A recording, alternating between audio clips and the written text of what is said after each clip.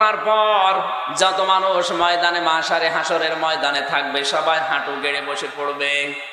সবাই বলবে আল্লাহ আমাকে বাঁচান, ইয়া নাফসি ইয়া নাফসি ইয়া নাফসি।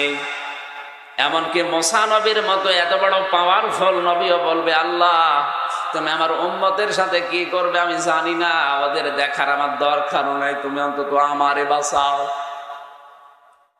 ঈসা নবীর মতো এত বড় পাওয়ারফুল নবী তিনি বলবেন আল্লাহ তুমি আমার মা মরিয়মের ব্যাপারে কি সিদ্ধান্ত নেবে আমার দরকার নেই ওটা বলার, ওনার ব্যাপারে আমি কোনো প্রার্থনা তোমার কাছে করি না, কিন্তু আমার প্রার্থনা এই যে তুমি আমারে অন্তত বাঁচাও।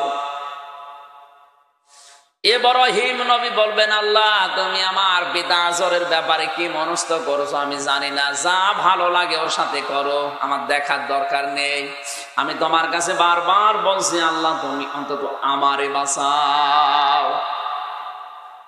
প্রত্যেকে যখন এমন আওয়াজ দিচ্ছে হঠাৎ করে একটা আওয়াজ ভেসে আসবে, রব্বি হাবলি ইয়া উম্মতি।